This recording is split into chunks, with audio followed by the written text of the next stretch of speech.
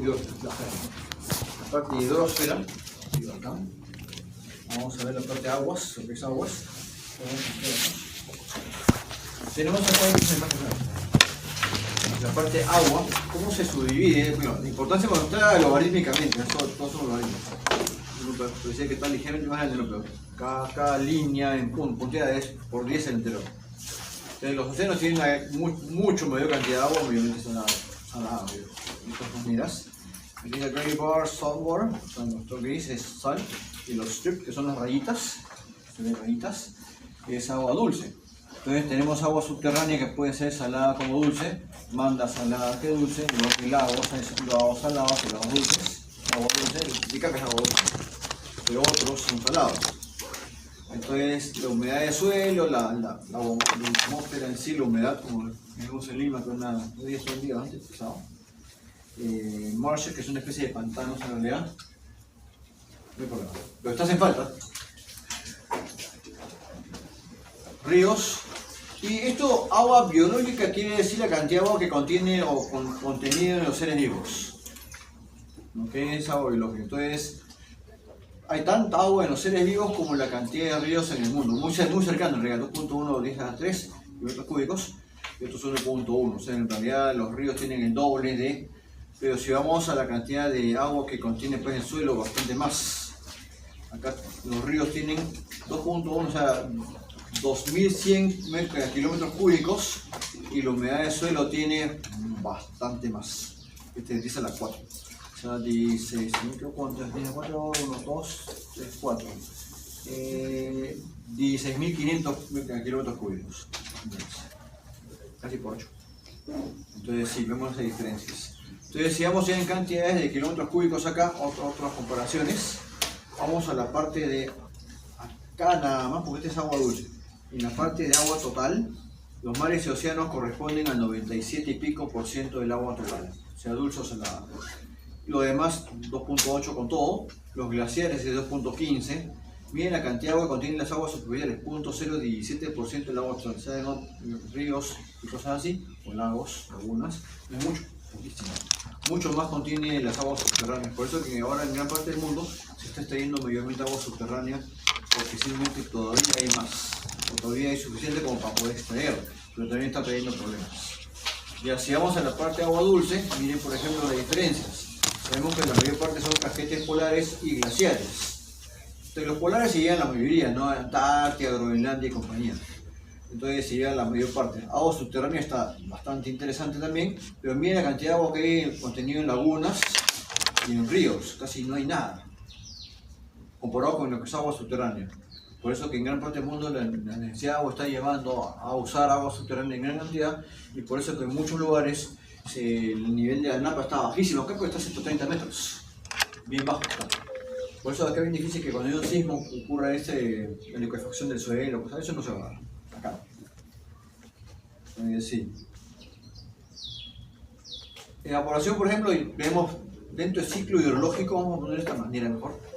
Dentro del ciclo del agua hay 6 elementos clave: evaporación, transpiración, eso ocurre en los seres vivos, condensación, cuando ya a la temperatura que se convierte en agua nuevamente en líquido, precipitación, ya cuando llueve, y escorrentía superficial, los ríos, escorrentía superficial por acá, y tienes agua freática. Entonces hay una parte del agua se va a nivel de las profundidades y se convierte en agua subterránea. Entonces son los 6 elementos clave que tiene el ciclo del agua o ciclo hidrológico. No hay mucho más que verle. Además acá, no vale la pena. No. ¿Qué es la escorrentía? Ya sabemos, el agua que fluye por la superficie. Acá incluye flujo de agua superficial y agua subterránea. Claro, el agua subterránea en realidad es recargada con las lluvias, ¿sí? O con glaciares que también los puede alimentar. Factores clave: intensidad y duración de la precipitación, permeabilidad del suelo, porque un suelo muy arcilloso, el suelo arcilloso no va sobre el agua. Un suelo más franco arenoso, sí, un suelo totalmente arenoso absorbe todo. Entonces es diferente dependiendo del tipo de suelo que tengamos. Profundidad y nivel freático también puede ser muy profundo, puede haber diferentes capas, ok, entonces sí, también hay, y eso vamos a ver después en aguas subterráneas. o también importa mucho la extensión de la cuenca hidrográfica. Las cuencas en la zona de los Andes occidentales, pacíficos, son estrechas, chiquitas, con agua muy estacional. Entonces los ríos acá suelen ser pequeños.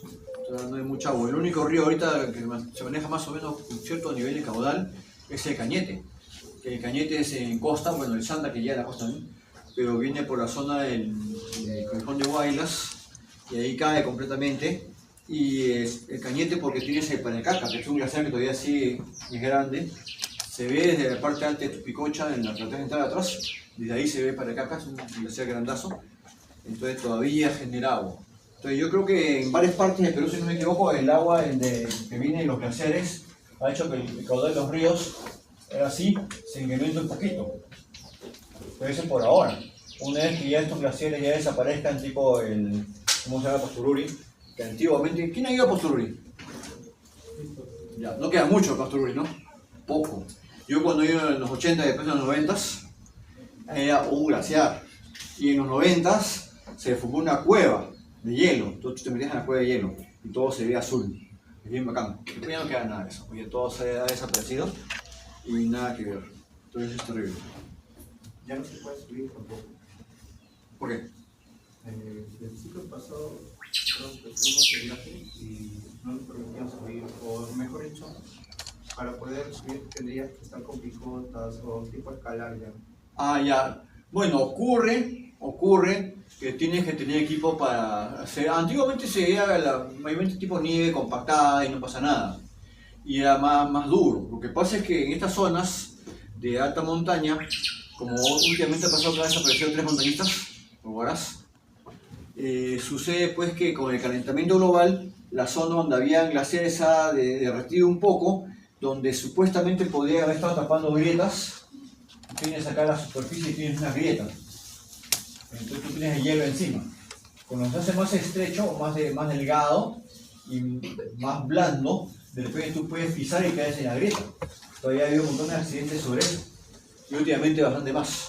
Entonces quién sabe, por eso ustedes que no tienen experiencia en esas cuestiones no les han permitido subir. Porque lo poco que queda puede haber grietas. Puede generar un accidente. Entonces por eso que no aceptan. A menos, claro, si vas con equipo y lo que dicen cordadas, que es cada uno está enganchado con una cuerda, una misma cuerda para todos, se cae el primero, por ejemplo, y tú tienes 7 puntas que lo pueden agarrar. No te vas hasta el fondo. Pues si estás solo o 2 personas, se va uno y llega sería otro. Ya te vienen en el fondo 2. Entonces las grietas puede generar problemas. Claro, hay grietas que son montañas, pero otras que son grietas solamente de glaciar, vamos a ver después. El glaciar tiene una consistencia determinada y los primeros 50 metros son una característica distinta que el resto. Entonces en esta parte más superficial se forman también las grietas en los glaciares. Entonces se forman acá. Tiene una capa medio blanda, entonces simplemente te vas y te quedas en el fondo. ¿Quién diablos te saca de ahí? Todavía de la época de los 70, 60 aviones japoneses están atrapados abajo. Entonces ahí quedaron, congeladitos. Yo creo que en el Everest, pero en el Everest te mueren ya no solamente por grietas, se caen en la falda de... Pasa que en el Everest tienes un lado que es así, 3 kilómetros de caída. Entonces tú resbalas, porque ese hielo es tieso como una piedra. O sea, tienes que tener grampones y pisar fuerte para que se agarren, si no resbalas. Y te resbalas, te vas 3 kilómetros de caída. Y ahí si no te rescatas ni tan pedo. O si no te quedas muertito arriba por esfuerzo. También. Hay varias cosas que son bastante complicadas en lo que es montaña. Vamos a ver ahora. Listo. Pero yo creo que es eso. Que puede haber una grieta en esa parte todavía, en la parte de hielo. Y de repente pueden resbalar y generar accidentes. Si no quieren eso. Profe, yo recuerdo hace años ya cuando eran... fuimos ahí y yo pude subir normal arriba. Claro, me cansé bastante. No es normal, tiene más de 5.000. Pero sí pudimos llegar. Pero no nos fuimos a la parte que era más la punta. ¿Ya? Porque sí, justo ahí vimos 3 pequeñas grietitas. Y las grietas se forman porque tú tienes abajo una roca que se eleva, entonces levanta el hielo y genera las grietas ahí. Como tú ves grietas, generalmente hay una elevación de suelo abajo. Nosotros queríamos ir a la parte que estaba marrón, que estaba descubierta, la parte de arriba, la puntita. Pero mi papá me dijo... ¿Tu papá es de la zona? Porque como había grietas, yo quería saltar nomás esa grieta. Te arriesgas demasiado. Y Tu viejo que sabe, después ha dicho, Nick, este mocoso de porquería. Quiere hacer una gracia por ahí. No, está bien. Puede hacer gracia siempre y cuando tenga cierto nivel de... O sea, no tanto riesgo. Y si te arriesgas, es un riesgo con conocimiento. Sabes lo que estás haciendo. Es como meterse ahorita, ya, vamos a tráfico pesado, vamos todos en bicicleta, nos metemos al lado de la Fontana con tráfico. Si no tienen la experiencia, los van a atropellar. Entonces sí, ahí tienen que bajar la bici y no se meten en la vereda. Si tienen la experiencia, saben cómo hacerlo. Entonces el jueves pasado di una charla sobre eso, sobre bicicletas.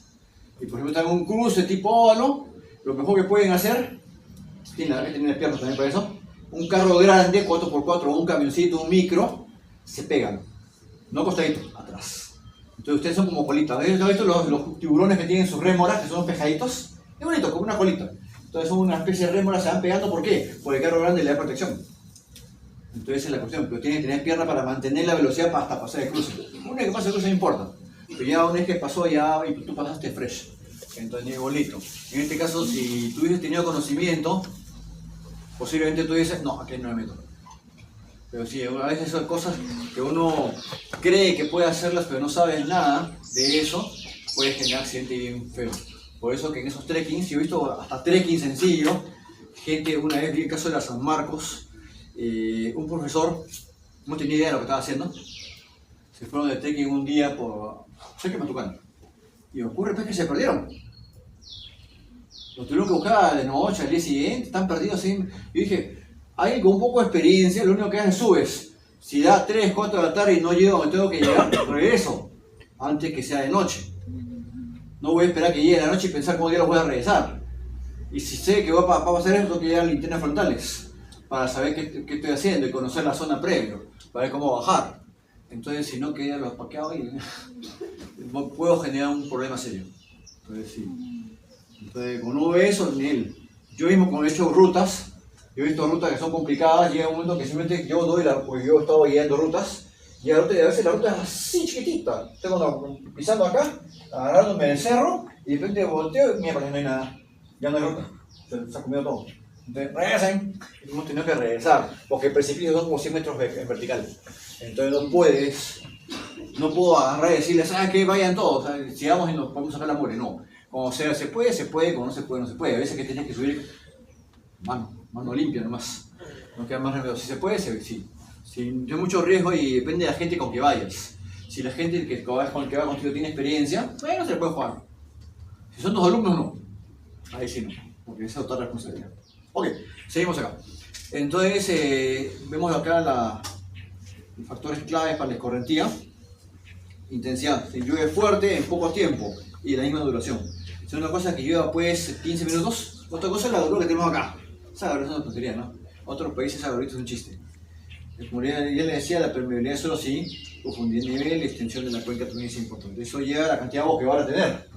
Porque la extensión de cuenca, una cuenquita chiquita, otra cosa es un cuencón que va a agarrar mucho más agua y el punto acá abajo, en la parte de abajo, te imagino que has visto ya en las partes prácticas, aquí se va a juntar mucho más agua por la extensión de la cuenca.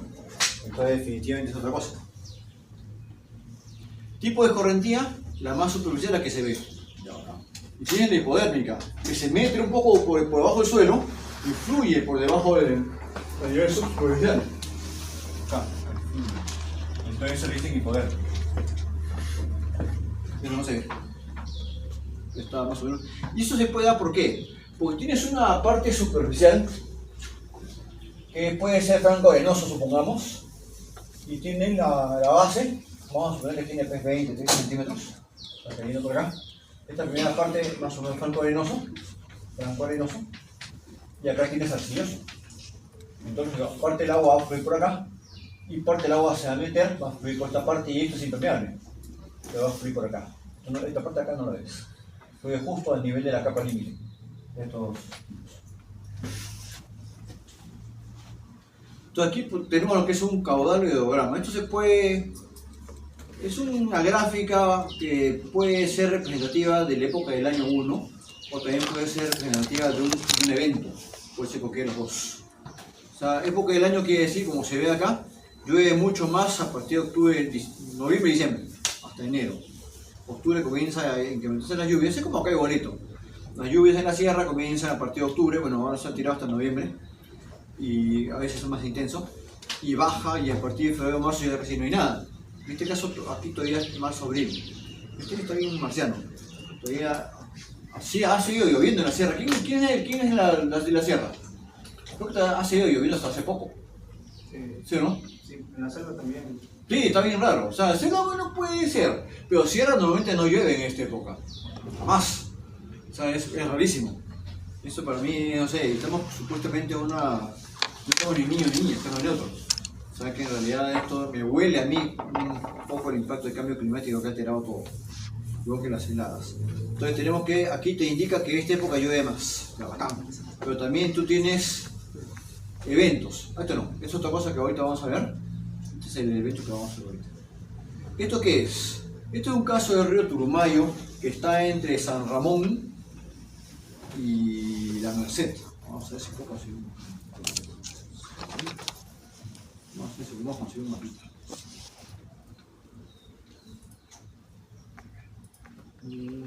San Ramón. Maps. Vamos a ver si lo ubico. Vamos a ver si lo ubico.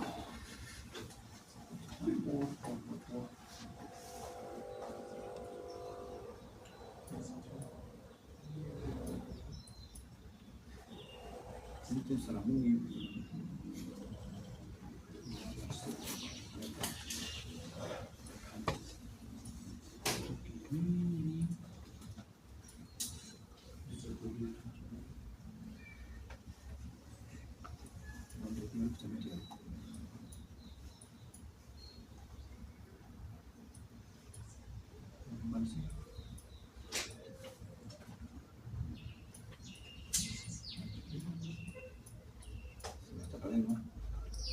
ah, de la laguna, no tuve ilusión.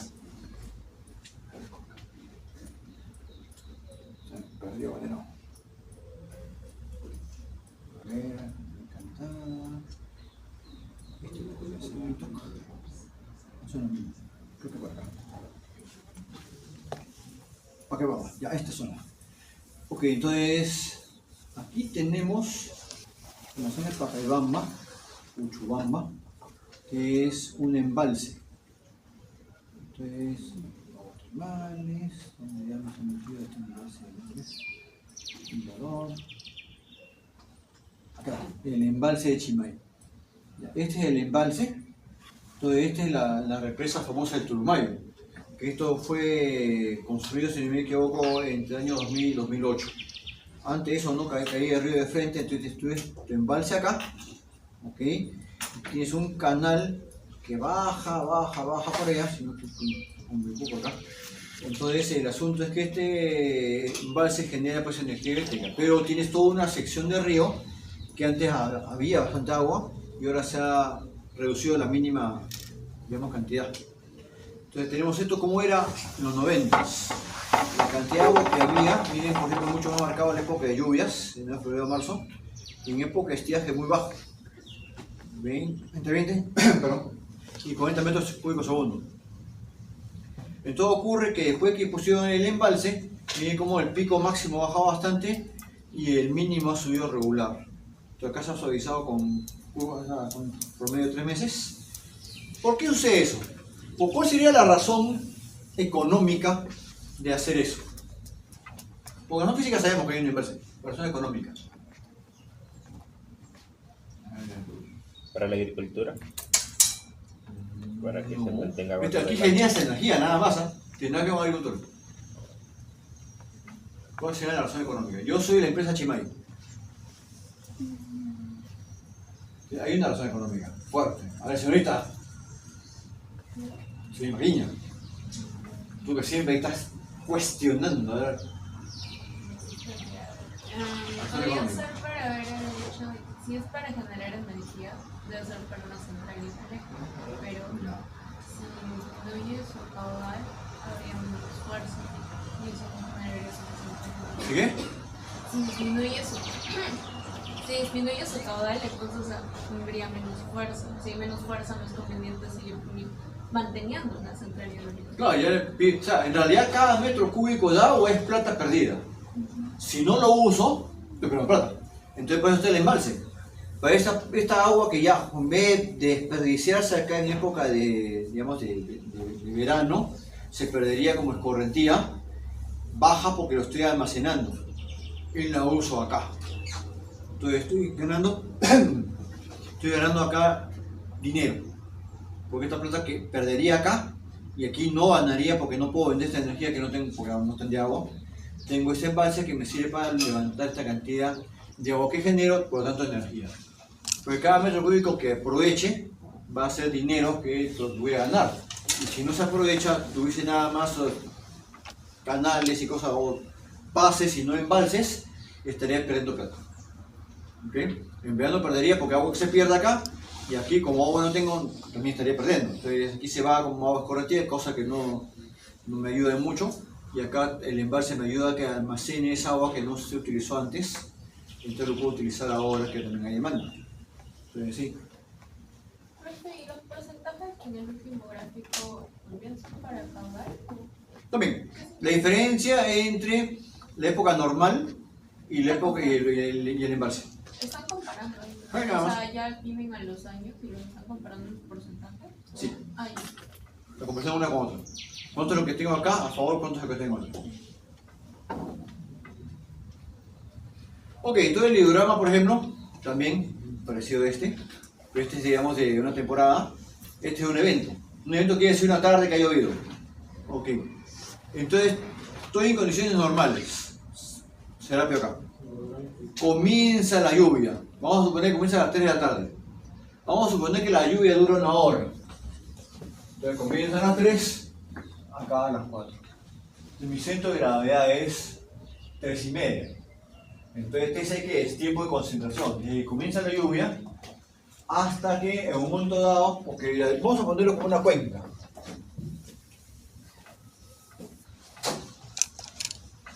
Vamos a poner la cuenta de comienza a llover, afluentes, comienza a llover, entonces comienza. ¿Qué ocurre? Que el tiempo de concentración es, estoy en condiciones normales hasta que llega un momento que hay un pico, y a partir de ese pico comienza a bajar el caudal. Entonces, ese pico es desde el momento que comienza a llover, si comienza a las 3, y el TC puede ser a las 5 de la tarde. Desde 5 de la tarde llega el pico. Pero mi precipitación ha durado de 3 a 4 nada más. O sea, el tiempo de concentración es de 3 a 5, son 2 horas. Desde que comenzó a llover hasta que llegas al pico. Tiempo de respuesta es del punto medio del evento hasta el momento que es pico. 5 de la tarde pico, pones el tiempo de respuesta acá. Punto medio 3 a 3 y media, que es 3 a 4. 3 y media, hora y media. ¿Ok? La curva de crecida sube hasta que llega un momento ya que la lluvia terminó, pero sigue creciendo. ¿Y por qué? Porque simplemente el agua todavía no ha llegado a la parte de abajo. En diferentes partes de la cuenca todavía sigue recorriendo, entonces se está acumulando, y por eso que aunque acabe de llover a las 4 de la tarde, la lluvia acaba acá, el pico se va a formar más allá, porque el agua todavía sigue llegando a diferentes partes de nuestro cuenca. Entonces por eso que el tiempo de concentración de respuesta va a ser más allá de cuando acaba la lluvia, o el evento en sí. Una vez que pasa este punto, comienza a descender hasta que llega pues a lo que es curva de agotamiento, que es el regreso a al caudal tradicional o promedio. ¿Ok? ¿Qué era el tiempo de respuesta? El tiempo de respuesta es el punto medio. Tiene un evento que dura de 3 a 4. El punto medio es 3 y media. Desde 3 y media hasta el momento que llega al máximo. Pero tiene algún significado. Representa. Mira, a una utilidad general no sabría decir. Pero te da una idea más o menos de cómo están las condiciones de suelo si tú comparas dos eventos, por ejemplo. De repente un evento en un sitio llega vamos a poner que el evento dura acá una hora, en este lugar dura o llega en 2 horas el TC, por ejemplo, y en otro valle es antes. Pero te puede decir mucho, por ejemplo, condiciones de suelo. Supongamos que el área de la cuenca es la misma. Entonces, el tiempo más corto lo que te dice es que este suelo es más arcilloso que este. La pendiente puede ser también, profe. También puede ser, pero si el área es la misma, vamos a suponer que área y pendiente son iguales, para que no haya dudas. Ahí lo que va a hacer la diferencia es el tipo de suelo. En uno va a ser más franco, en otro va a ser más arcilloso. O de repente han cambiado cobertura. De repente tenía un suelo que era boscoso y he convertido en un suelo más urbano. Entonces suelo más urbano absorbe menos. Entonces depende, esto implica un cambio, de todas maneras. Entonces, sí, siendo las condiciones el resto de bolitas y este es menor el tiempo, significa que hay una diferencia en el suelo. Entonces acá hay bolito. Profe, entonces la comparación se podría hacer por un tiempo de años también, ¿no? Del mismo lugar. Sí. Podría ser un evento de 1 hora del año 2000. Año 2000. Y mismo evento, supongamos que también dura 1 hora, son 50 milímetros y cosas así, hay mismas características. Y el tiempo ahora es acá. Vamos a suponer que es así. Peor todavía.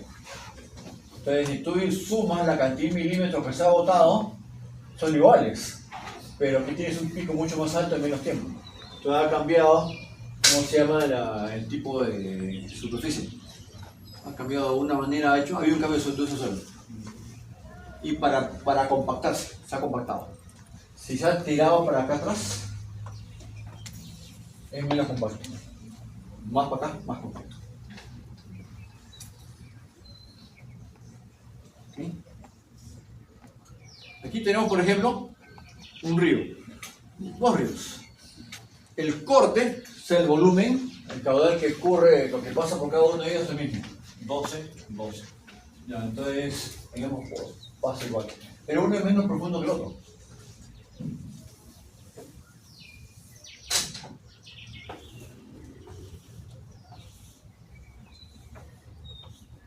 Entonces vamos a suponer que 12 el área y 12 el área bonito. Entonces vemos acá y acá. La velocidad en este punto medio, esta velocidad T, velocidad X, la velocidad T va a ser mayor que velocidad X en el punto medio. ¿Por qué?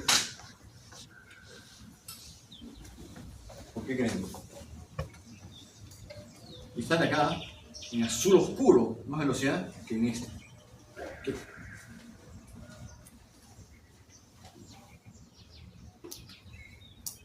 Agarren sus peces.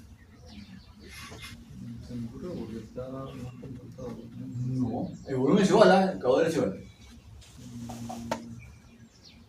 Por menores fricción, como no. Hay menor fricción en este. Está más alejado de cualquier borde. Este está más pegado al fondo. Entonces tú tienes, cuando está fluyendo, tiene un fluido, tienes el fondo acá, siempre hay velocidades. Entonces lo que está más pegado al fondo tiene menor velocidad. Hasta que agarra una velocidad constante, significa que ya no hay influencia de la rugosidad del fondo. Porque nunca es plano, siempre tienes rugosidades, tienes cositas. Entonces hay un efecto de la parte atmosférica igualito. Entonces hay una cierta rugosidad hasta que ya, o sea, la velocidad baja así, pero hace así, hasta que agarra una constante. Entonces, aquí a partir de este punto simplemente ya no hay efecto del fondo, o sea, no hay efecto de fricción. Entonces, acá tienes el efecto de fricción. Y por eso que lo observas en el ¿Ambos tienen el mismo caudal? Sí. El corte es igual. Corte igual. ¿Es por el área, no? Es por la fricción. ¿Por fricción? ¿Tiene mayor fricción? Claro, está más cerca a cualquier borde. ¿Por qué mayor fricción? Igual ocurre con los glaciares, ¿sabes? Como cuando veamos glaciares, se ha hecho ya de época de 1800 y pico, que se hicieron experimentos. Tú tienes el glaciar, tú un cerro acá y el glaciar fluye en medio. Pusieron unos marcadores en línea recta. Regresaron un par de meses después, estaba así. Fluye más rápido el medio, porque hay menos fricción. Es el efecto de los bordes. Igual ocurre en el agua. Se puede en ese caso a la distancia como un fluido. Y también se puede sacar por fórmula, o sea, el caudal es igual a velocidad por área. Si ambos tienen la misma velocidad. En promedio. Y, claro. En promedio. Si ambos tienen el mismo caudal, pero no la misma velocidad. No, es que tú puedes tener el mismo caudal y en términos generales la velocidad es igual, por mismo caudal. Pero no tú- necesariamente, o sea, el caudal se mantiene, pero no quiere decir que la velocidad y el área sean iguales, pueden variar según No, el está bien. área. Pero si tú tienes un caudal, en términos generales es igual hasta la velocidad, porque no es el mismo caudal. Entonces, lo que ocurre acá, tú tienes en este punto, va a ser menos velocidad, es más homogéneo. En esto no, porque tienes un montón de fricción, pero que en medio no. Entonces sacas una especie integral de todo el área Y va a ser lo mismo. Pues tienes en ese punto más velocidad. Ahí tendrías que integrar.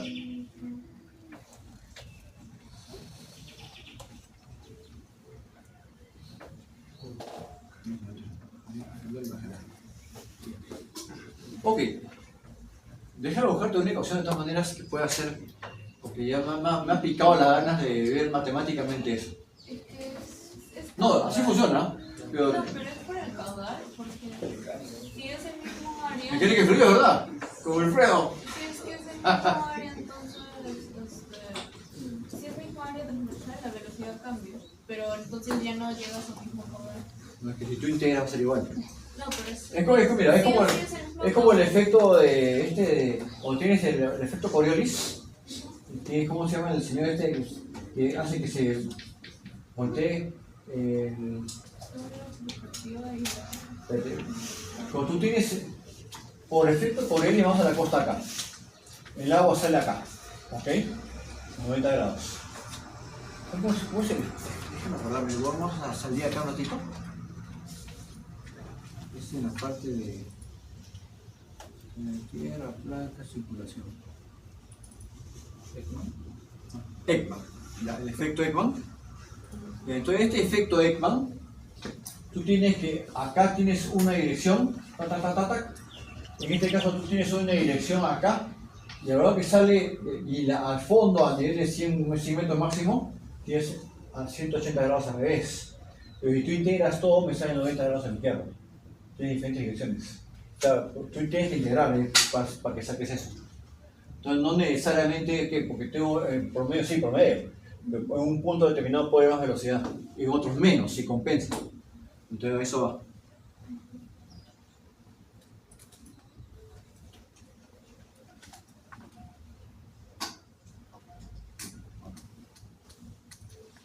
Ok. Entonces tenemos erosión, transporte de sedimentos. Entonces todo río, mar, todo demás siempre mueve sedimentos. Entonces con el sistema de erosión en el material en equilibrio, en realidad, ¿qué ocurre cuando hablas de corriente en equilibrio?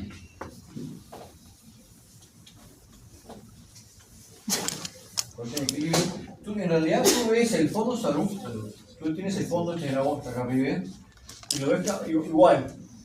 Pero no es igual, porque tienes un material que va llegando, está acá, y este pues se mueve con el agua de acá, y entonces este espacio que queda vacío es tomado por otro. Es como por ejemplo, a ver, ahí está un trabajo, ya, tú trabajas en una empresa, renuncias, te vuelves en la empresa. Van a contratar a alguien que esté en tu sitio, no hay otro. No porque tú te vayas, uy, se acabó, cerramos la empresa. Y eso no va a pasar. Pero seguir. ¿Ah? Tú eres libre, pero te quedas sin plata y no eres tan libre. A menos que seas millonario. ¿Eres millonaria? ¿De qué vas a vivir? Del Estado. No necesariamente. Así. No necesariamente tienes que dar un trabajo. Así como vas a vivir en la calle, cogiendo cartones. Tienes que ver a Un una trabajo del Estado es mucho más tranquilo que uno privado. Depende, ¿ah? Pero paga menos. Claro, eso es proporcional. Sí, pues, pero es trabajo. Tienes que ir a la oficina, tienes que ir a una chamba. Yo estoy acá en la universidad, que no a mi casa, o se me ocurre hoy día no dar las clases, no lo de clases, nada así. ¿Acaso he faltado a clase? No. Entonces tengo que venir acá a 6 de la mañana, salgo para venir acá. Ando muerto sueño, ¿sí? Muerto a las 9 de la mañana. Y ya, pues no, o sea, tienes que trabajar. Sí. El hombre tiene que trabajar. No. La privada es muy. ¿Ah? La privada es muy. Depende, ¿ah? Yo trabajo en empresa privada también y normal, ¿ah? Te pagan más, sí, definitivamente. Y hay más presión porque ellos te exigen cosas. Yo también acá, o sea, tienes que tener determinados resultados, o sea, hay cosas que tienes que cumplir. Por ejemplo, tienes que tener publicaciones y cosas así, o sea, tampoco es relax, ni mucho menos. Pero es más, ¿cómo se llama? Ya, Considerado. ¿trabajo más relajado? Es más considerado el tiempo No necesariamente. para hacer las cosas. ¿Más relajado? Ya, jardinero, ¿qué universidad? Jardinero, ¿qué parte no le da? Es más relajado. Porque tú como empresa independiente, como jardinero, también tienes que buscar tus clientes. Si no es que vives. No me engañes. ¿Ah? Ah, wow, pero TikTok. Ya he visto ya, TikTok, el 1% vive en TikTok. El 100% de personas, 1% vive de la publicidad que te da por la cantidad de jale que tienes. Y sí, tiene que ser malabares para realmente tener jale suficientemente grande como para que sea rentable. Y, o sea, no es buen negocio ser tiktokero, la verdad, en términos generales. Puede ser por diversión, lo que tú quieras, bloguero, ya. Pero no es tan buen negocio. Tú quieres ser bloguero o tiktokera. ¿Para qué estudias ingeniería ambiental si no quieres trabajar? Y voy a hacer otra cosa. ¿Qué vas a hacer?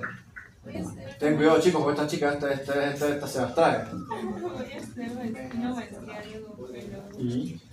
¿Tienes que trabajar? ¿Para qué estudias maestría? ¿Para arrancarte la barriga? ¿Ah?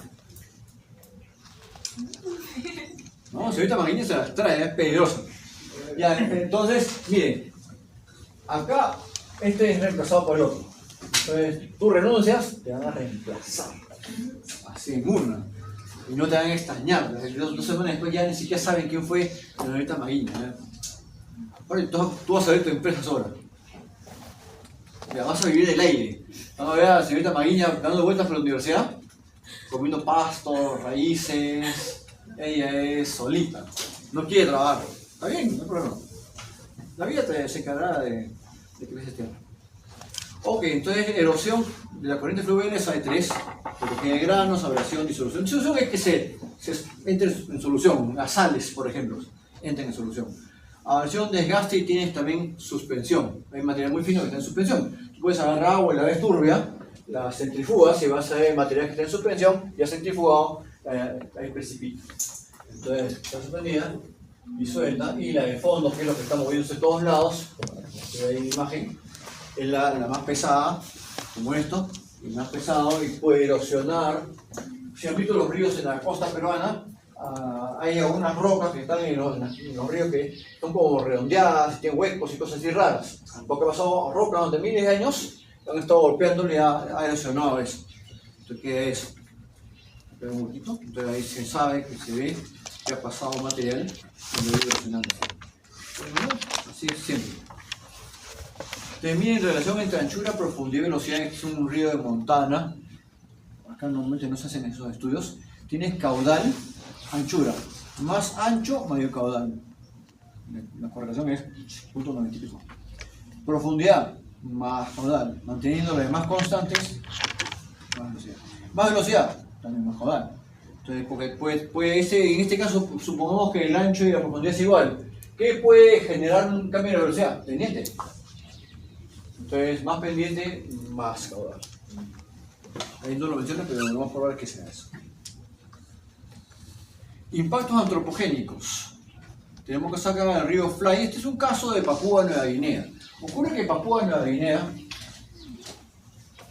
¿Dónde queda Papúa? ¿Dónde? Oceanía. Está bien. Entonces tú tienes... Vamos a entrar a Papúa Nueva Guinea. Bueno, conocer porque... Por eso que voy a tomar ese examen de geografía también ustedes. Un punto extra, profe. No va a ser parte de eso, ¿no? Papúa, en Oceanía, toda esta parte de Oceanía, y acá hay una diferencia bien interesante que yo estuve leyendo entre parte de Indonesia y esta parte de acá. Hay una marca acá de fondo. ¿Qué ocurre? Parece que han sido 2 placas que se han ido separando y simplemente hace tiempo. Y aunque tú actualmente la ves juntitas, de repente en islas muy cercanas, las especies que hay en una y en otra son muy distintas. Porque una franja acá tiene una zona con una característica determinada y otra con otra característica, ya actualmente están juntas. Pero que antes de eso estaban separados. Por eso que tú tienes una variedad y una diferencia de especies bien marcadas. Bueno, aquí tenemos Papúa. Entonces está en Papúa. Papúa hasta el año 75 era colonia de Australia. Ok, entonces, ¿qué ocurre acá? La Australia le dio su independencia en la isla de Papúa. Pero ocurre que ni bien la independencia, quienes estaban ahí al acecho, los de Indonesia. A toque atacaron Papúa, y pero cuando Australia reaccionó, le dijo: ustedes no déjense payasadas, porque simplemente si siguen atacando Papúa, nosotros nos vamos a encargar a ustedes. Y Australia tiene un ejército bien poderoso. Entonces pararon, pero pararon justo acá, se tiraron la mitad de la isla para Indonesia, porque estos patas estaban desesperados por los recursos naturales, porque además Indonesia es un país isla, con muchas islas, muy densamente poblado. Bueno, el hecho es que quedaron acá. Esta es una frontera, y justo acá en el nivel de la frontera está lo que es Tabubil, y acá hay una mina, la mina Octedi. Acá. Entonces, miren cómo está este río, contaminadazo. Entonces, la gente ha trabajado acá, vive acá en Tabubil, este es un tipo de campamento en realidad, y tiene la mina acá arriba, y esto está recontra contaminado. Entonces, ¿qué ocurre acá? Ocurrió que había una presa de relaves, que se supone que iba a impedir que se contamine, pero los expertos le dijeron a la empresa que tenían que construir esta presa de relaves más abajo. Porque en esta parte alta, como se ve estas marcas acá, son de montaña y geológicamente muy inestable. Entonces, por ser geológicamente muy inestable, no deberían poner una presa de relaves. Pero no hicieron caso, querían ahorrar plata. Entonces pusieron la presa esta, hubo un sismo, se rajó la presa y toda la cochinada se comenzó el río. Sí, terrible. Entonces, ahí comenzó el problema. Entonces el gobierno los amenazó y le dijo que si no arreglaban eso, que tenían que ir. Y como el país estaba en problemas, la empresa le dijo pues al gobierno: bueno, me voy, pero ustedes económicamente van a colapsar. Entonces, un poco por chantaje tuvieron que quedarse. Entonces se quedaron y continuaron contaminando. Bastante pesado el asunto. La historia de este asunto es bien cargoso. Entonces, ¿cuál fue la consecuencia? Miren, por ejemplo, acá. Tienes el río, normal, en el año 88 y en el 2002. Entonces, miren cómo está de cerca. ¿Qué pasa acá? Este es el meandro. Vamos cambiando porque es llanura aluvial. Entonces se va moviendo uno para otro. Entonces miren qué ocurre acá. ¿Y por qué tienen esas marcas medio claritas? Estas medio claritas es esta cuestión que está acá. Todo el bosque muerto. Este es el río lleno de relaves. Entonces, ¿qué está ocurriendo acá? Ocurre en esta llanura aluvial, con buena llanura aluvial, porque tú tienes ahí pendiente, y este bosque está en esta zona acá, llanura aluvial, no está en zona de montaña alta. Entonces, por eso que el meandro se mueve así, va cambiando, y toda una serie de gracias como ocurre también en la selva amazónica acá. Entonces, ocurre que las llanuras aluviales tienen una característica: en época de lluvias hay un exceso de agua y el agua sale fuera del cauce. Entonces, deja como anegado toda una región. Entonces, esta región, ¿qué es lo que ocurre? Sale el agua con sedimentos. Entonces, estas zonas, con varias partes del mundo, ya saben esto de hace miles de años. El agua sale con sedimentos, entonces ese sedimento enriquece el suelo. Pero ahora, ¿qué tenemos? Salen relaves. De relaves envenena el suelo. Te mata las plantas. Entonces, por eso que se ve esta grasa que está acá, bosque muerto. Y por la coloración, me huele a mí que son santatos. No he leído varios artículos, pero nunca he mencionado, que me huele. Un santato es donde procesan oro, es un componente químico que procesan, tiene un pH muy alto, altísimo, cerca de 10. Entonces sí huele bien fuerte. Cuando he ido a presas relaves con santatos, huele fortísimo. Siente un golpe de nariz.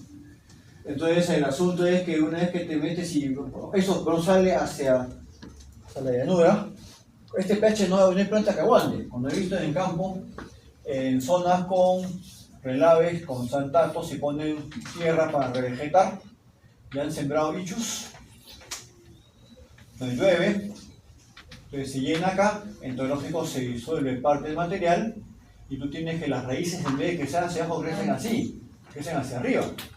Porque el pH óptimo para las raíces, para que puedan absorber nutrientes, es 4,5,5. Y ese pH está en 9,5,10. Entonces es muy lejos de la parte óptima. Entonces simplemente no puede absorber, entonces por eso lo que las raíces están que traten de escaparse como sea. Entonces son seres vivos. No puede ir hacia abajo si lo va a matar. Está tratando de escaparse. ¿Y eso cómo sé? Porque en agua sobrenadante, en la zona de lluvia, cuando pasaba acá había agua que flotaba acá, yo me di el pH en esta cuestión. 9.5, estaba sobre 9.5, altísimo. Entonces no era muy apto para las plantas. Entonces, por eso que cuando ponen eso, en realidad deberían hacer, creo que ya hacen, membranas para que no esté en contacto. Porque si no, por la pura como la tierra. No pasa nada. ¿Les quedó claro esa parte? ¿Sí? ¿Cómo se llamaba eso que se el río cuando se movía? ¿La llanura aluvial? Ah, ya.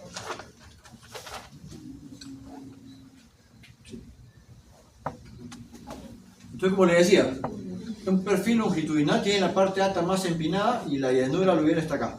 Ahorita vamos a ver llanuras aluviales. Entonces tiene esta llanura aluvial acá. Y por eso que como no tiene preferencia, no marca el suelo, entonces va por cualquier lado, pues entonces se va moviendo libremente. No pasa nada. Entonces aquí tienes niveles absolutos y locales. Entonces primero el local, acá. Acá en el Perú niveles locales tenemos varios. Lago Junín, por ejemplo, es un nivel local. Entonces mucho del lago que sale en la parte alta, ahí sobre 4.000 y pico metros, se deposita en el lago Junín. Claro, el lago Junín tiene una salida. La salida es el río Montaro. Ya que estamos con mapitas en la mano, salimos acá, salimos de Australia, venimos a Perú. Un nivel de base local, lago Junín. Aquí está. Tiene varias entradas. Una de las entradas que tiene acá, en realidad no es exactamente una entrada, el río San Juan.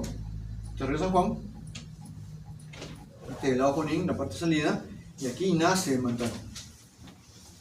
Entonces, pero miren esta gracia, Preso Pomayo. Esta Preso Pomayo fue la que ha traído el problema de la contaminación. Y uno diría, ¿por qué? ¿Por qué creen? A ver, vamos a soltar ideas. Preso Pomayo ha servido para regular el caudal del lago Junín porque simplemente hay épocas que tiene menos agua, épocas que tiene más, entonces querían regular ese volumen. Pero trajo este problema. ¿Por qué? ¿De qué manera creen ustedes ha traído el problema? Este pasó un buen trekking, acá se hace un buen trekking, bien bacán es. La zona es bien bonita para caminar. La podés caminar desde lo que es el pueblo. Este no es Pari, este es Canchacucho. Aquí se han equivocado, este pueblo es Canchacucho. Canchacucho. Entonces, si quieren vacaciones. Ah, punto, ¿no? Ya no, si quieren, ya por deporte, yo no tengo problema. Vamos 3 días acá a la zona a hacer la exploración. Yo conozco esta zona hace más de 25 años, 30 años en realidad. En San Juan, ¿dónde? ¿Ah? San Juan. No, el río San Juan es un río. Aquí hay unos chicos que van a hacer un proyecto, no sé si les han salido o no. Querían hacer un proyecto de toma de muestra para metales pesados por minería. A ver, ¿por qué la Preso Pomayo trajo este problema de contaminación minera? A ver. Suelten ideas. ¿Se lo he echado arriba? A ver, suelten ideas. Este es la Preso Pomayo. Acá cerca hay el complejo arqueológico de Pumpu. Es bien grande, ¿ah? Miren esto. Sí, bastante grandecito es. Entonces, mucho está cerca del agua. A ver, ¿por qué? ¿Qué pasa con esto? ¿Por qué trajo contaminación minera? Al lado Junín. La contaminación minera mayormente es el río San Juan. Pero como usted lo dice, contaminación minera. Ah. Alguna actividad mineral. El lago Junín no hay, ¿ah? Y el río, supuestamente el agua sale de acá y pasa por acá y aquí nace el río Montaro. Como no había presa, no había contaminación del lago Junín. A ver, piensen.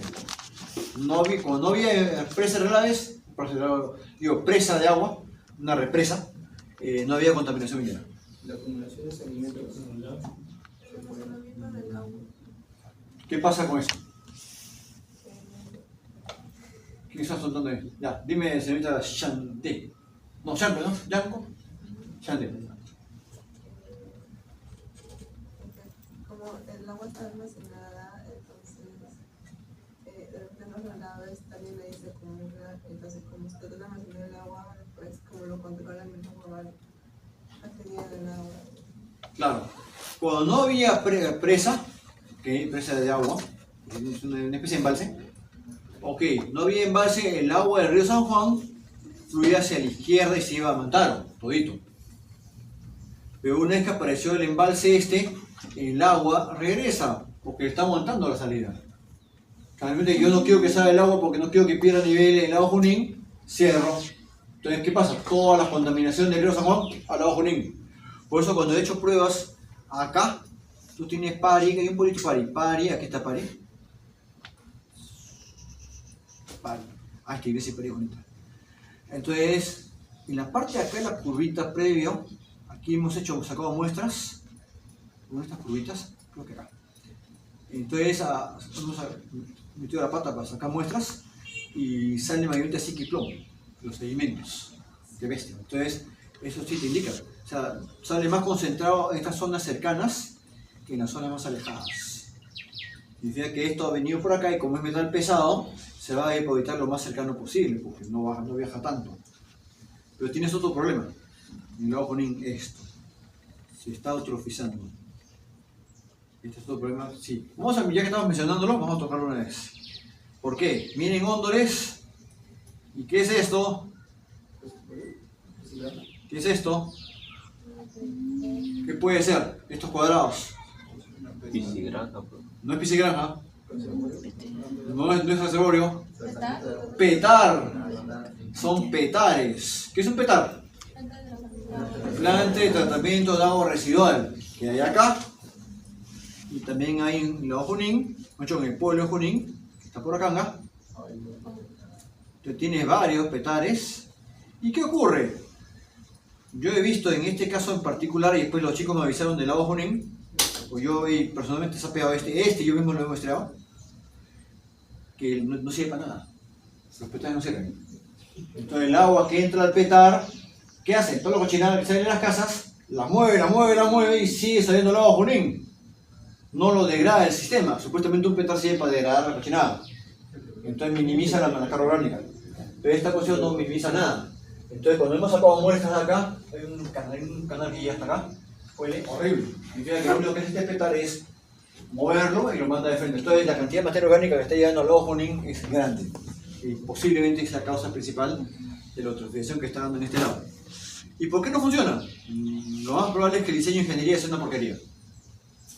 Entonces, o han calculado mal, por eso que ustedes tienen que ser precisos cuando ponen cosas, o no han tomado en cuenta determinadas cosas, porque muchas veces ocurre que trasladan, vamos a suponer, petares que se hacen en Lima, con unas características de temperatura y cosas para la degradación microbiológica, agarran y eso lo trasladan ahí. ¿Por qué no va a funcionar? Porque no tiene las mismas condiciones. Lógico. Tienen que aplicarlo a los países específicos. Obvio. En Lima, por ejemplo, tiene un promedio de temperatura de más de 20 grados. Ahí arriba está en 3 grados. La actividad microbiológica es mucho menor. No hay manera que esa vaina funcione. Es imposible. Es lo más probable. Es lo más probable. O sea, no te puedo decir el detalle porque nadie se ha dado el trabajo de analizarlo. Pero si alguien está interesado, de repente podrían irse al gobierno regional de Junín y analizar por qué no funciona. Porque ni un petar funciona. Y también en el Carvamayo. Ninguna de las tres. Y también hay uno por acá de Carvamayo. Acá Carvamayo también tienes petares. No funcionan. Entonces ahí viene el asunto. ¿Por qué no funciona? Con que hagan la tesis de uno de ellos, el Londres que conozco, he caminado por el Londres. Entonces, con que hagan el de uno de ellos, ya tendría una buena tesis. ¿Por qué no funciona? ¿Y qué se tendría que hacer para que funcione? ¿Ah? No, yo he caminado acá un montón de veces, ¿eh? La gente normal, no hace falta. No me gusta meter balda. ¿Tengo yo una empresa encargada en esa actividad? Gobierno regional. Solo el gobierno, no hay una privada. No creo que haya una empresa formal, porque si no ya la habrían marcado. Pero de ese gobierno regional. Los petares normalmente no los manejan la empresa privada. Pues, suele ser una empresa pública. Pero lo que pasa, como te digo, suelen agarrar copy-paste. Entonces, pues, no voy a hacer un relleno sanitario en Lima con las mismas características o uno en la selva. En la selva llueve, pues, No hay manera de hacerlo igual, lo que en la sierra, que llueve fuerte estacionalmente. Entonces no hay manera. Cada uno tiene que adaptar a las condiciones locales. Ese es el hecho. Entonces, estos casos los conozco porque yo mismo he caminado por acá. Yo he caminado casi todo el lado de Junín, dando vueltas por ahí. Sí, te estoy un montón de tiempo. La primera vez que di la vuelta a esto fue el año 96. Entonces, llegando, hay una parte por acá de Pari, entre Pari, el cementerio, y por este lado acá que está prohibido ahorita pasar. Pero en esa época no. Tú pasabas por todos lados y acá en este borde, estos bordes acá, te encuentras con rocas que están acá aflorados que tienen estrías. ¿Estrías qué significa? Ha pasado glaciares por ahí. Entonces, ya no se puede entrar por ahí. ¿Cómo se llamaba ese petar? Ah, no me lo sabría decir, es un petar.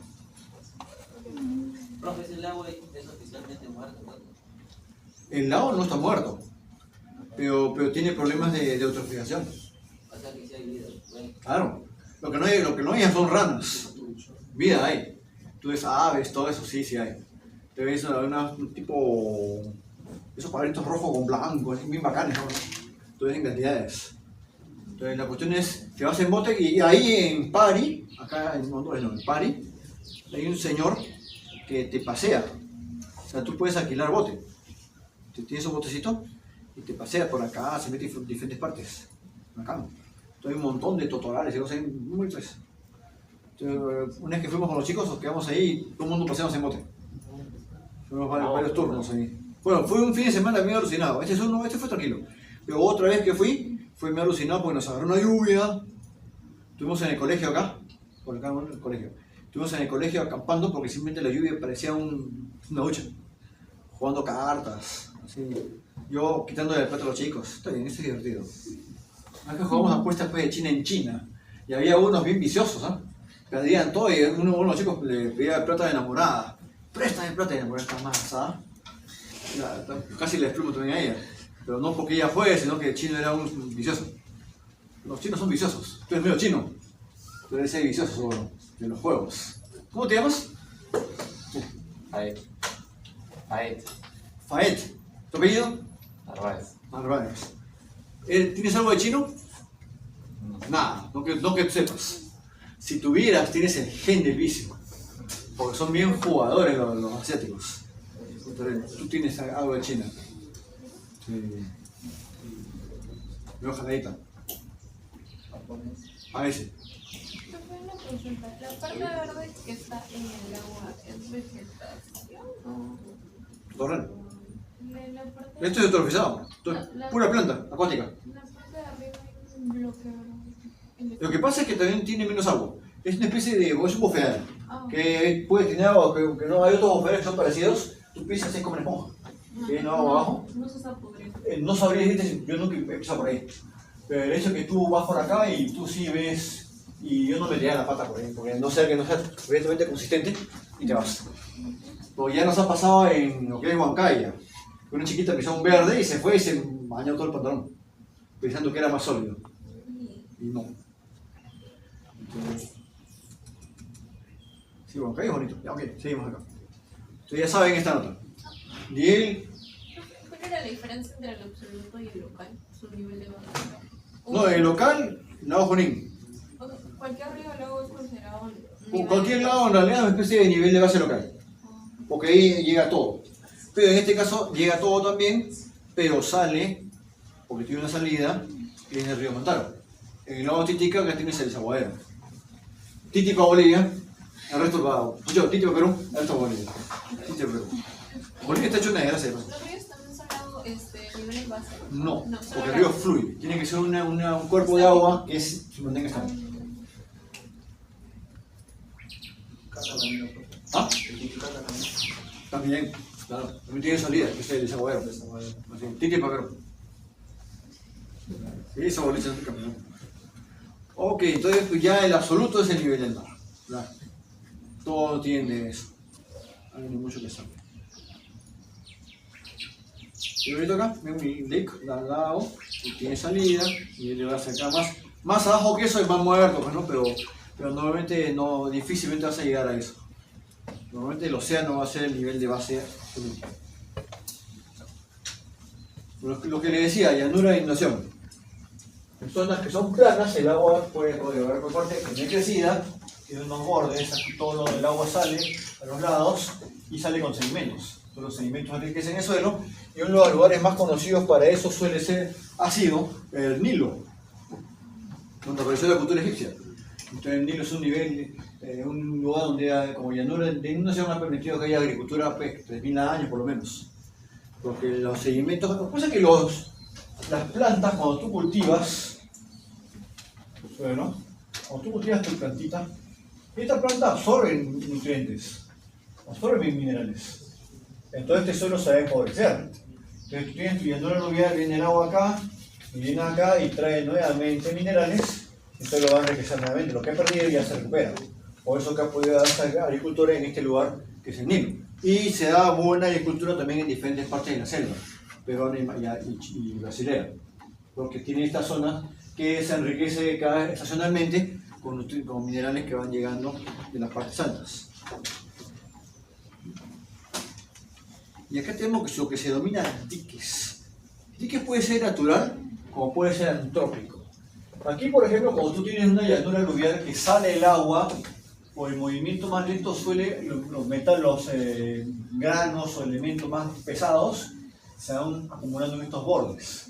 Entonces con el tiempo se forman una especie de diques naturales. Poco a poco. Claro, una cosa es natural, que es un poquito elevado, otra cosa es el antrópico, que es ya una construcción, como se da en los ríos Mississippi y cosas así en Estados Unidos, que eso ya es construido. También cuando hay salida de agua, normalmente se va a formar eso por los materiales más grandes que se van quedando en los bordes. Vamos a sacar Nacho Lewis. También tenemos acá lo que son las barras de meandro. Entonces las barras de meandro, por ejemplo, acá se va moviendo el río, lógico, se mueve en diferentes partes. La parte hacia adentro suele haber el flujo más lento y hacia afuera más fuerte. Entonces mayor velocidad, choca contra el borde, erosiona este borde y va haciendo un ángulo más agudo, más cerrado. Y en la parte interna se va quedando el sedimento más fino porque el movimiento del agua es más lento. Y la parte menos pasada. Y ahorita acá, ustedes ven este material más clarito en la parte interna, ahí se va quedando, entonces se va empujando hacia la parte afuera hasta que llega un momento que simplemente rompe con todo. O sea, llega un momento que simplemente el empuje es más fuerte y de repente esto ya se hace muy abierto, la fuerza para irse de frente va a ser más fácil que irse de costado. Entonces va a terminar rompiendo acá el suelo y se va de largo, entonces queda aquí abandonado. Aquí, por ejemplo, zonas que quedan abandonadas, le dicen, tiene varios nombres, cochas, tiene varias cosas. Castellano Cocha, Lava Media Luna, tiene varios nombres. Aquí hay un estrangulamiento, como digo, a la hora que el agua se mueve, va a ser a veces más fácil, vamos a suponer que viene de abajo arriba, va a ser más fácil irse de frente que hacia la izquierda. Es por física simple. Entonces, la erosión va a ser acá, entonces rompe el suelo acá y queda como una especie de lagunita abandonada. Entonces la famosa cocha o laguna de media luna. Entonces, sí. Aquí ves. Por eso que muchas veces actualmente en lugares que se presenta esto, ya no pones el río como límite, pones unos hitos. ¿Por qué? Porque el hito se mueve. Hito con un GPS lo posicionas globalmente, el hito y el otro hito, entonces ya línea recta de este punto a este punto. Porque tengo el río, de repente el río está acá, de repente pasado mañana está así, de repente tú eres parte de Perú ahorita, de repente pasado mañana eres parte de Ecuador. Entonces, sí, pasa. Entonces, para que no haya problemas, hitos.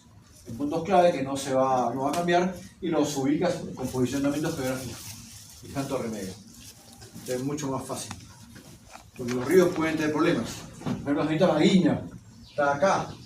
Es peruana por ahora, después te cambia, a partir del próximo año que cambió el cauce del río, tú eres ecuatoriana.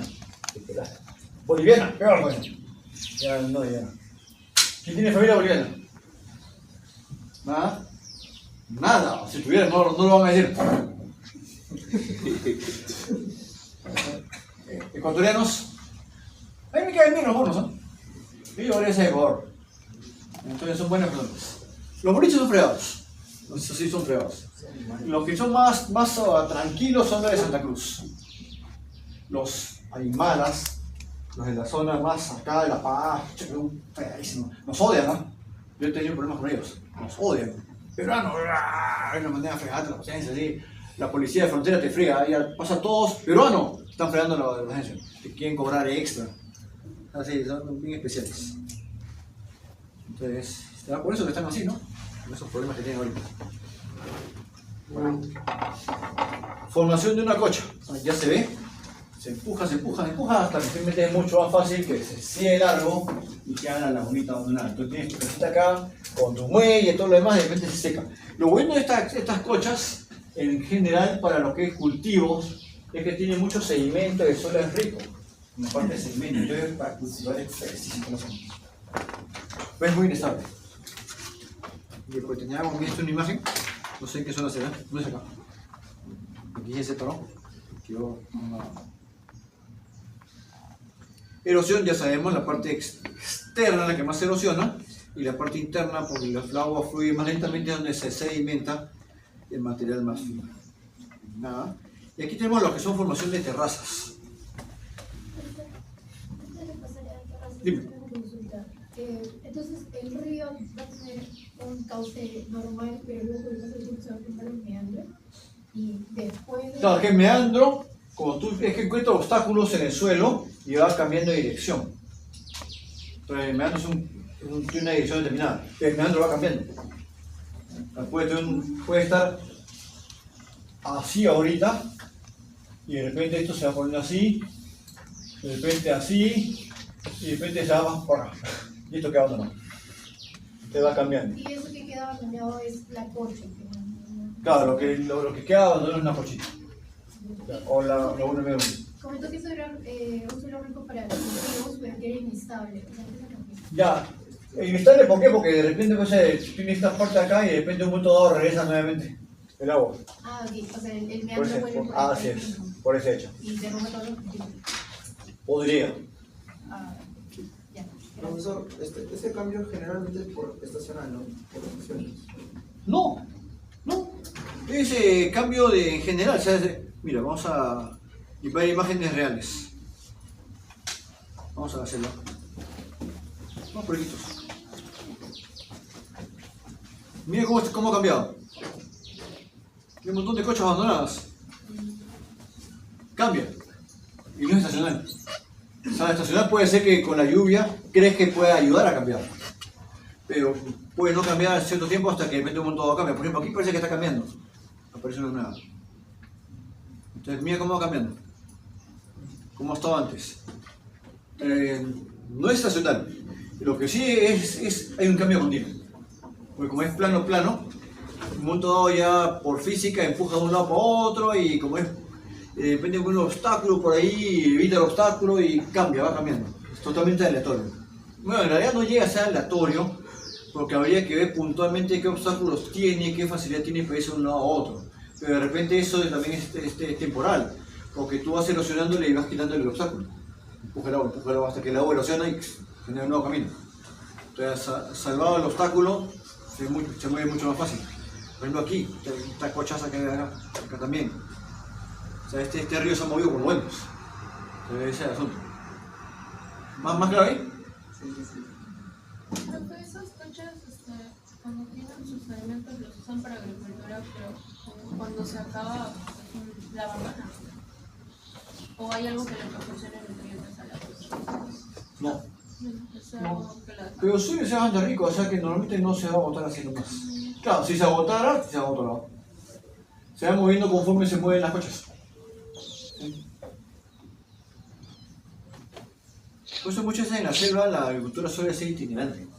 Porque el problema con la selva es que muchos de los suelos son bastante ácidos, con mucho contenido de aluminio. Entonces no suele ser muy bueno. Por lo que llueve tanto que se lava el buen suelo y queda un suelo más aluminizado, o sea, un suelo medio rojo. Claro, en este caso de las cochas no, y los sedimentos que se forman ahí no creo. Pero es parte de, no necesariamente todo.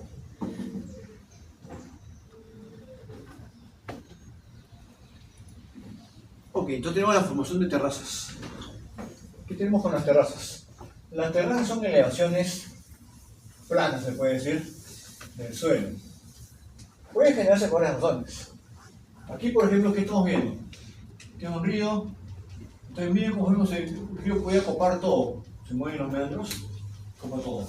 Pero, ¿qué ocurre acá? Que puede generar una bajada. La primera razón es que hay un menor caudal.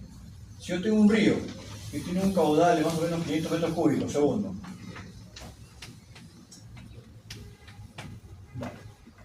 y una fuerza determinada para empujar. Si baja a 300, ¿por qué razón? Entonces ya no tiene tanta fuerza, va a quedarse más atrapado por acá. Ya no tiene tanta fuerza para irse a los costados. Entonces lo que haya erosionado antes acá se queda como una especie de terracita. Ya el agua no llega a estos bordes. Entonces lo que haya erosionado, ahí quedó el borde principal y la fuerza que tiene ahora solamente llega un poco más abajo, porque tiene una fuerza. Si sigue bajando el caudal, va a tener como otras terrazas. ¿Por qué? Porque la física de la cantidad de agua que tienes acá es cada vez menor, entonces va a formar una terraza.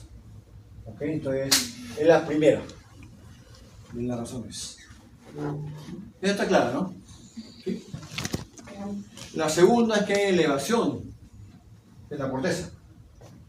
Entonces, se eleva la corteza y tú tienes la búsqueda del equilibrio entre ir de frente y de abajo, manda abajo gravedad.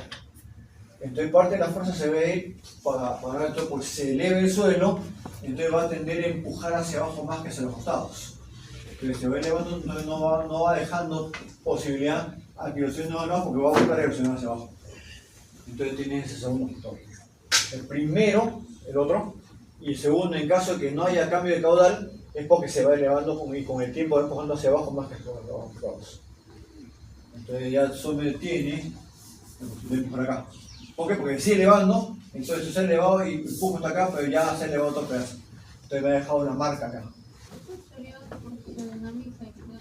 Por dinámica interna. Elevación de la corteza. La dinámica interna genera este impacto de la dinámica externa. Lo más marcado que podemos ver sobre eso es tipo los cañones, el cañón de Pato, el cañón de Cotahuasi, el cañón de Colca. ¿Quién sabe el cañón de Colca? ¿No? Entonces el cañón de Colca también, el cañón de Cotahuasi ya hemos marcado, cerradito. Pero ahí tiene mucha roca. Este, por ejemplo, este es colorado. Este es roca. Entonces este no importa qué, nunca va a erosionar hacia los lados, porque lo que lo rodea es roca. Acá, toda roca. Entonces siempre va a irse hacia abajo, mirando el encajado. Esto no sale por nada. Entonces no hay manera que ese pato salga.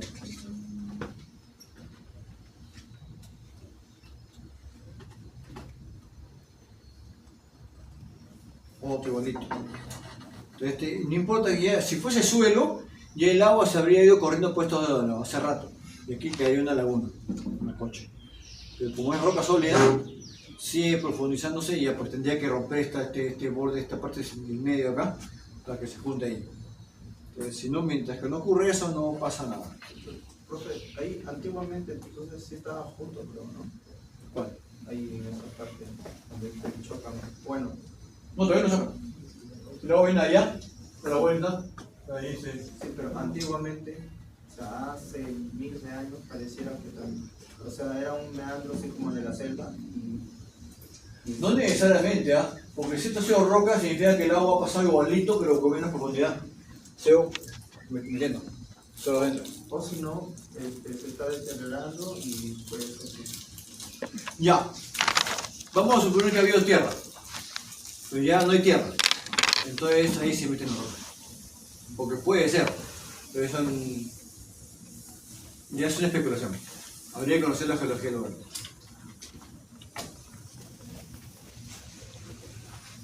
Aquí, como tienes, por ejemplo, ya a lo que es el trenzado, un meandro trenzado, dice que el agua puede viajar por cualquier lado. No nos hace faltas.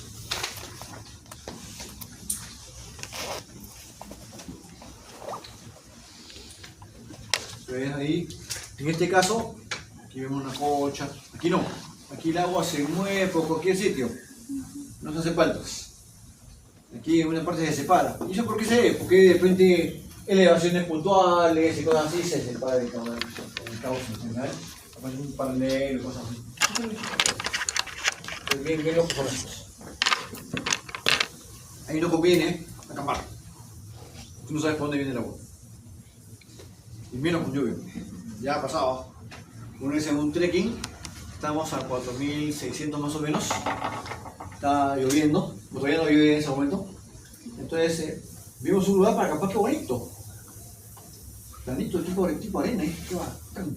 Pero no me gustaba ese condenado lugar. Entonces dije a los chicos, ¿qué? Vamos a movernos por otro lado. Entonces nos movimos un poco a otro lado. Y un par de ellos no me hizo caso. Se acamparon ahí. Bueno, pues, comenzó a llover. Qué terrible. Comenzamos a sentir un murmullo. Y de repente, como yo saqué la cabeza de la carpa y veía que el agua se venía por donde está la parte bonita. Hemos tenido que ayudar a los que están ahí con su carpa a cargar con todo, porque si no se quedan enterrados en el agua. Entonces, sí. Porque esa parte bonita, ¿qué cosa quiere decir? Cuando llueve el agua pasa por ahí, pues. Entonces ya sabemos que por ahí no se debe acampar. Entonces, por eso que preferí ir a acampar en un lugar que no parezca tan bonito. Porque si está bonito, de repente puede implicar que es parte de un cauce cuando llueve. Un cauce estacional. Entonces, sí. Ok. Abanicos aluviales y delta. El abanico aluvial y los deltas son la misma cuestión geográficamente hablando, o por lo menos por formación. Que viene agua de arriba, va cayendo de diferentes partes de la quebrada, y con el tiempo, pues tú tienes como lo más común, es tipo esto, un huaico, que cae en la quebrada. Pero ¿por qué le dicen abanico? Porque tú puedes tener un huaico, ¿no? Entonces tú tienes tu cerro hasta acá, y sale un material, y sale otro material otra vez, cosas así. Entonces, pero con el tiempo, la forma que tiene la forma de un abanico. En este caso había un hueco. ¿Qué es eso? Que como se barrió todo. Pero si tú uno lo ve con el tiempo desde arriba, forma como un abanico. Entonces, y esta misma cuestión ocurre a nivel costa. Pero en la costa va ganando, digamos, tierra sobre el mar. O sea, se va dando espacio sobre el mar. Entonces, avanza por acá, deja sedimentos. Una vez que es muy difícil llegar de frente, se desvía, se va desviando, y al final forma un delta, que es un abanico, pero en el agua. Nada más. Porque va avanzando hasta que ya el avance de los sedimentos de manera frontal es mucho más difícil. Queda abandonado a su suerte, entonces, porque físicamente hablando, mejor me conviene costadito, y sale por abajo. Entonces termina siendo ramales. El abanico más conocido del mundo, si no me equivoco, es el Nilo. Vamos acá. Salimos de Sudamérica. Miren ese delta. Bonito, ¿no? Se ve esto por todos lados.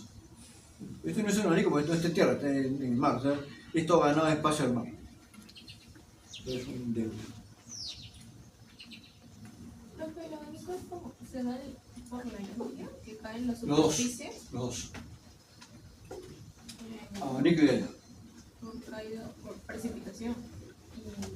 Lo que pasa es que el abanico genera en tierra, o sea, eventos tipo hueco. Mientras que el delta es ganar por sedimentos espacio al mar. Entonces formo eso, como todos saben en el Nilo, igualito.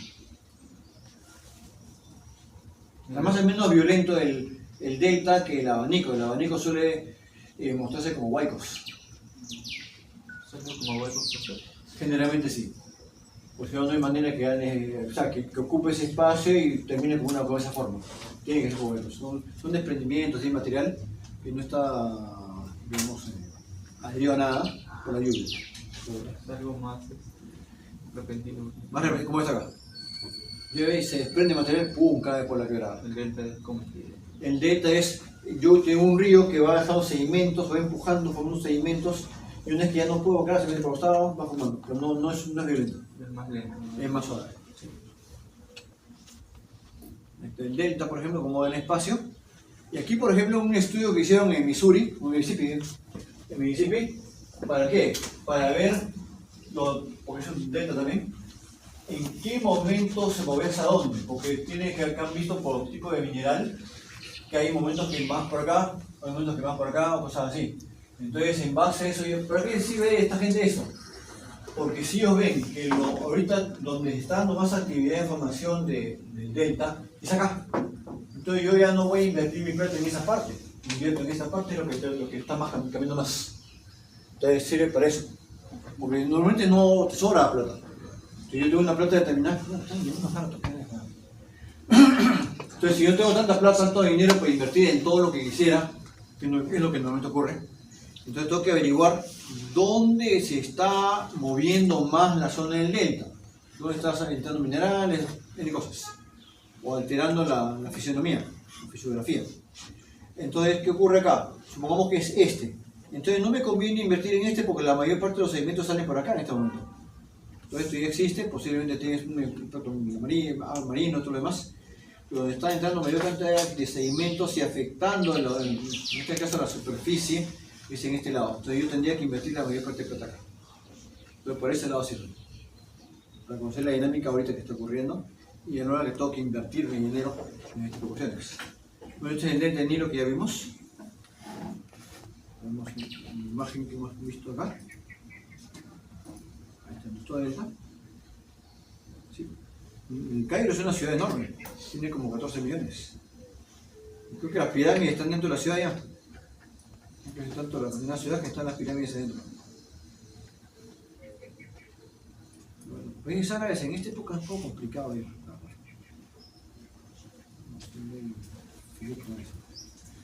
Ok, entonces creo que lo dejamos por acá y vamos a ver los pasos. Dime.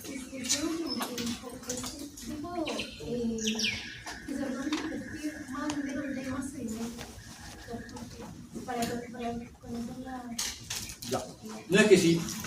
Históricamente hablando tengo 5 o 6 diferentes momentos donde se ha dado este proceso de sedimentación para formar ese delta.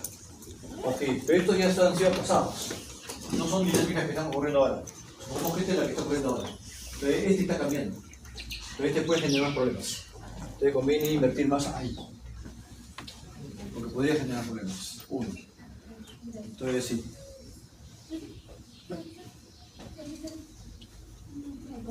Dígame, Eva. En lo de la formación de terrazas que pasó, entonces solamente son 2 causas, ¿verdad? ¿Qué pasa con terrazas? Sí, 2. Cambio en lo que es el caudal, que si es menos el caudal, lógico va a formar una terraza. Si es más, no. Si es más, va a empujar más allá. Si es menos, sí. Y si también, si en caso de que no cambie el caudal, hay una elevación de la corteza. O sea, esa región se está elevando. Ya, gracias. Ok.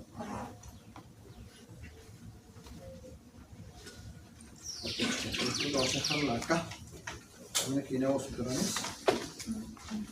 Y vamos a ver los pasitos.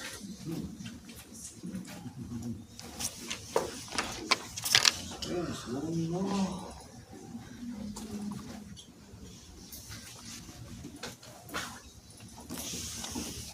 La respuesta tengo que ver cada lectura. Vamos a primero darle sus pasos. Ahora vamos a revisar las respuestas. A ver, Dylan, nuestro Dylan.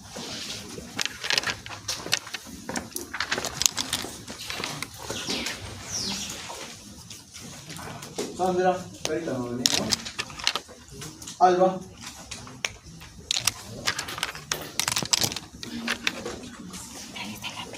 Chanca.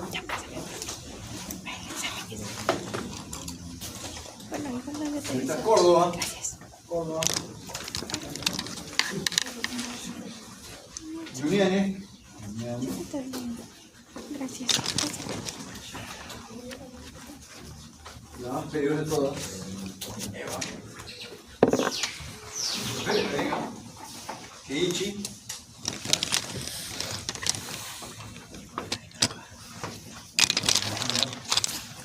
Señor Echevarría.